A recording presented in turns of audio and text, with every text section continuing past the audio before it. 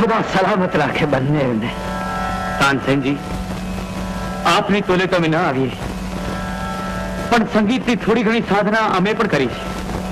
મારી બંને દીકરીઓનું સંગીત સાંભળી એમને આશીર્વાદ આપો એટલી જ મારી અરજ છે. તમારા શબ્દોમાં આટલી મીઠાશ છે તો સંગીત કેટલું મધુર હશે. કંચનરાયજી, તમારી ભેટીઓનો અવાજ સાંભળવા માટે દિલ બેતાબ છે.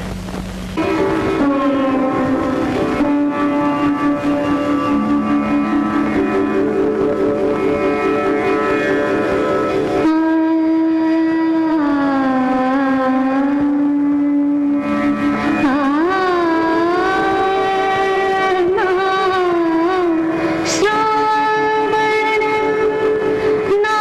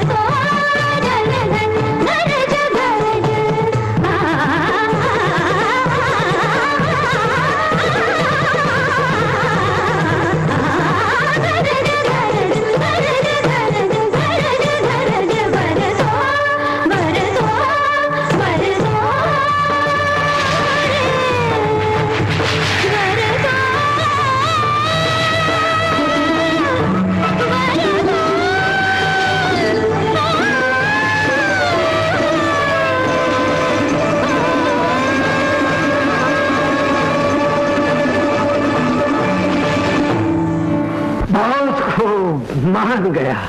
બહેનો બેટીઓ, આ 6 મહિનાથી દીપક રાગની જલનથી હું પરેશાન હતો, હતાશ થઈ ગયો હતો. પણ આજે તમે મેઘ મલ્હાર ગાઈ મને દાળમાંથી ઉગારી લીધો, મને નવી જિંદગી બક્ષી.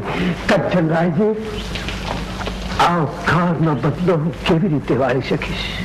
તાનસેનજી, આ સમયે તો માત્ર આપના આશીર્વાદ જ ઘટે. કંચનરાયજી, જેમને હાથે નવજીવન મળ્યું એમનું કલાની દુનિયામાં તો સ્થાન ખૂબ ઊંચું હોય. એમને મારા આશીર્વાદ તો ઉંમરના લિહાઝથી હોય જ કંચનરાયજી, પણ કલાની આ સિદ્ધિ જોતા હું એમના ચરણોમાં બેસવાને લાયક છું. કંચનરાયજી, બીજું તો હું શું આપી શકું? ખુદા પાસે દુઆ માંગુ છું કે સંગીતની દુનિયામાં તાના અને રેરી અમર રહે. માફ કરજો તાનસેનજી, આપ કોઈ ફકીર કે ઓલિયા નથી જે માત્ર દુઆ દઈને બેસી રહે. અરે આપની પાછળ તો શાહી ખજાનો છે. શાહે હિન્દુસ્તાન શહેનશાહ અકબરનો ઇનામ આપવાનો એલાન છે. રહેમત ખાન, વટ અને સુરાવટની વાત તમારા જેવા સૈનિકને ગળે નહીં ઉતરે. હું શહેનશાહ અકબરનો અનાદર કરવા નથી માંગતો, પણ આદરપૂર્વક એના ઇનામને પાછું વાળું છું. ઠીક છે, જેવી આપની મરજી, પણ એટલું કહી દો કે આખરી ફેસલો તો હિન્દુસ્તાનના હાકિમના હાથમાં જ રહેશે. બસ કરો સહમત ખાન, વાત અહીંયા જ અટકાવો. કંચનરાયજી, હવે અમે આપની રજા લઈ ગઈ. ખુદા હાફિઝ. જય જય.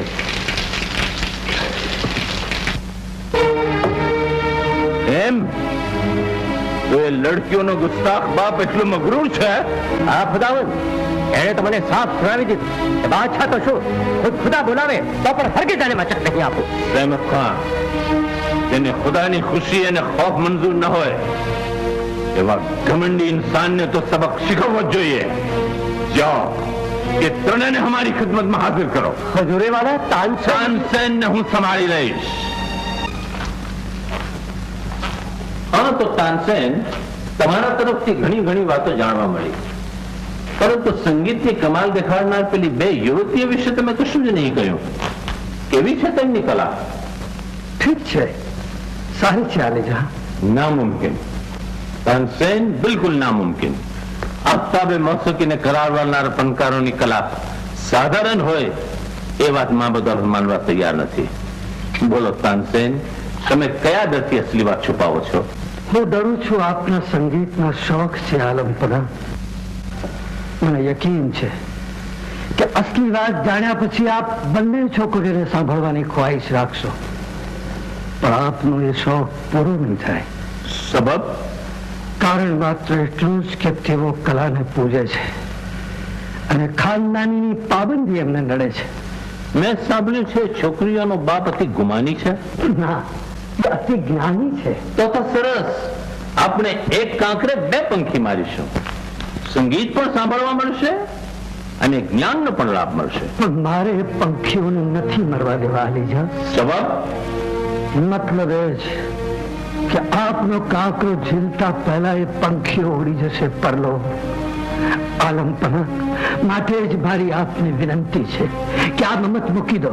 આમાંથી અનર્થ સર્જાશે તો તવારીખમાં આપના ઉજળા નામને કલંક લાગશે. તાનસેન, જે દિવસે મા બદૌલતને તમારી સલાહની જરૂર પડશે તે દિવસે તમને ગાયકમાંથી બુઝિર બનાવશો.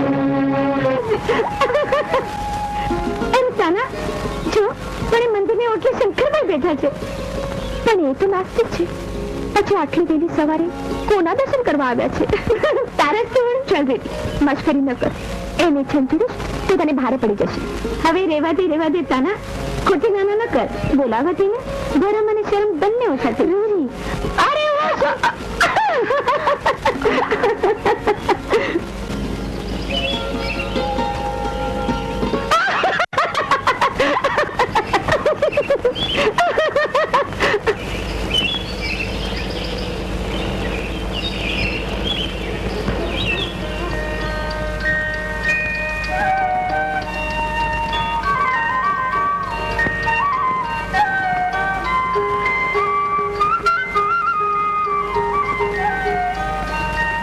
દેવદર્શનમાં શ્રદ્ધા નથી, પછી આટલી વહેલી સવારે અહીં કોના દર્શન કરવા આવો છો?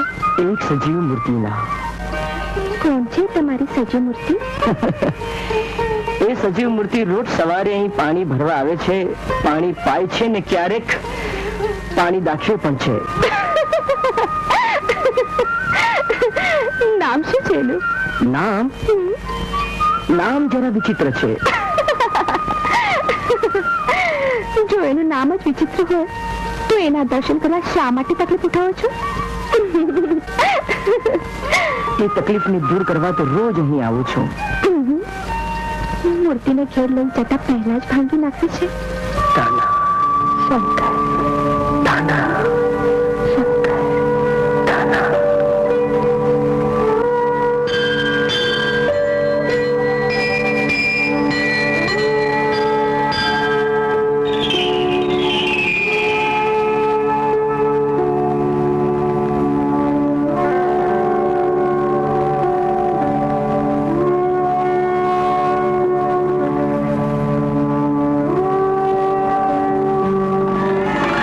જય જય કાકા, જય જય, જય જય.